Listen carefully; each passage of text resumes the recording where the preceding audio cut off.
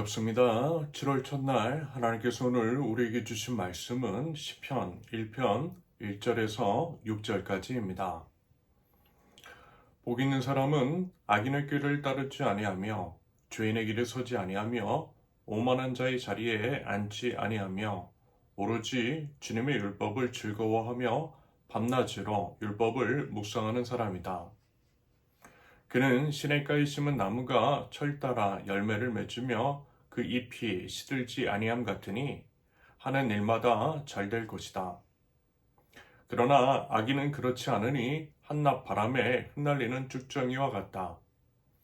그러므로 악인은 심판받을 때에 몸을 가누지 못하며 죄인은 의인의 모임에 참여하지 못한다. 그렇다. 의인의 길은 주님께서 인정하시지만 악인의 길은 망할 것이다. 아멘. 첫째, 복 있는 사람은 아니하는 사람이다. 1절. 1절에 이제 다시 한번 보시면요. 복 있는 사람은 악인의 길을 따르지 아니하며 죄인의 길에 서지 아니하며 오만한 자의 자리에 앉지 아니하며. 시편 기자는요.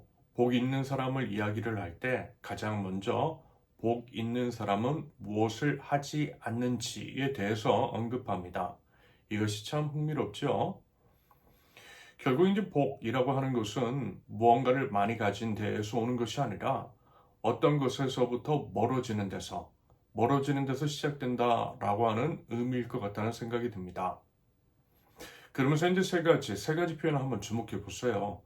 악인들의 꾀를 따르지 아니하며, 이것은요, 생각의 영역입니다. 악인의 세계관, 악인의 가치관, 악인의 논리를요 받아들이지 않는 것을 의미합니다. 죄인의 길에 서지 아니하며, 이것은 행동의 영역입니다. 죄인들이 걷는 삶의 방식을 따르지 않는 거죠.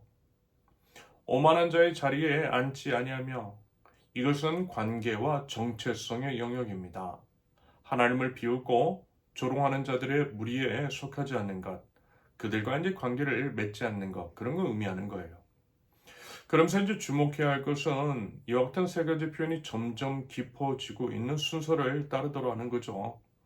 따르다, 서다, 앉다. 따르다, 서다, 앉다. 무슨 얘기냐? 처음에는 악인의 길을 그냥 들여다보는 것처럼 이제 그렇게 이제 시작을 해요. 그러다가 이제 그 길로 들어서게 되고, 마침내 이제 그 자리에 아예 눌러앉게 됩니다. 죄는요, 이렇게 이제 점진적으로 우리를 끌어당기더라는 거예요. 그래서 이제 무서운 거죠.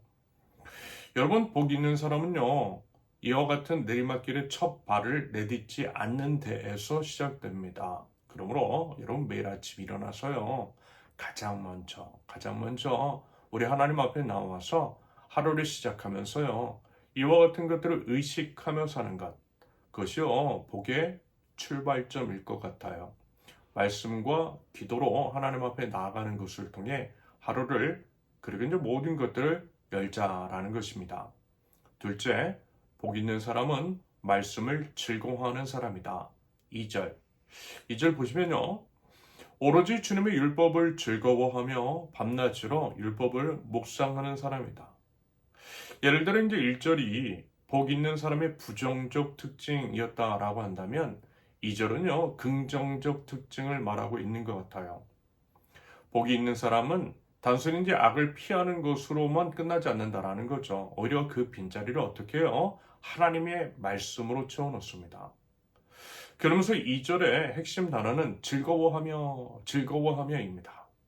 율법을 지켜야 하기 때문에 억지로 이제 읽는 것이 아니라는 거죠. 오히려 하나님의 말씀이 어떻게 해요? 기쁨이 되는 사람이라는 거예요.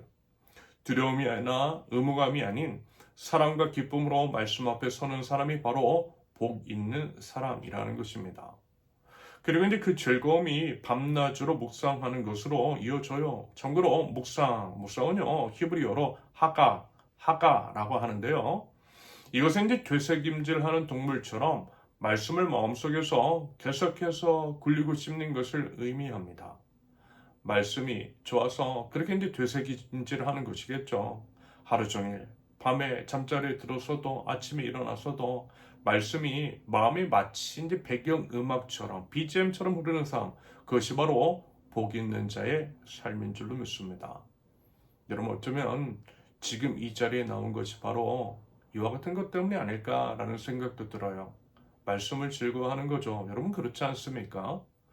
우리가 이제 매일 이렇게 지키는 말씀의 자리가 의무가 아닌 기쁨이 될 때에 그것이 바로 복 있는 사람의 모습인 줄로 믿습니다. 셋째, 복 있는 사람은 시냇가 나무처럼 산다.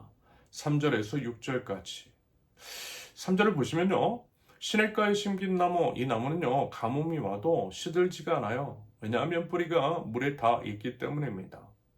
보이지 않는 곳에서 지속적으로 생명의 물을 공급받고 있기 때문에 시들지 않는다라는 거죠.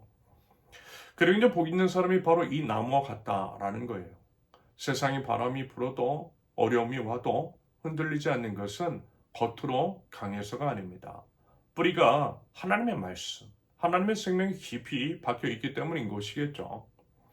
그리고 이제 철 따라 열매를 맺는다라고 하는 표현이 참으로 중요합니다.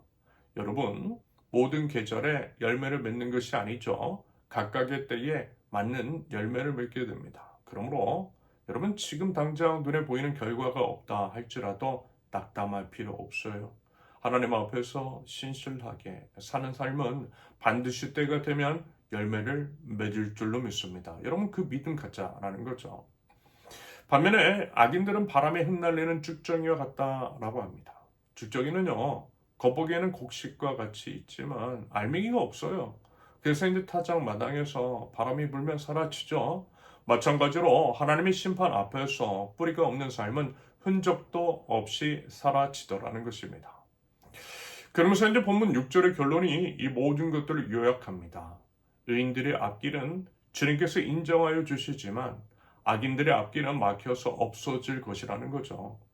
결국 복 있는 삶의 최종적인 근거는 나의 노력이 아니라 주님께서 내 길을 아신다라고 하는 것, 주님께서 내 길을 인정하신다라는 것, 오직 은혜로 살아가는 삶, 우리 주님께서 알고 또 인도하시는 삶, 바로 그것이야말로 복된 인생인 줄로 믿습니다.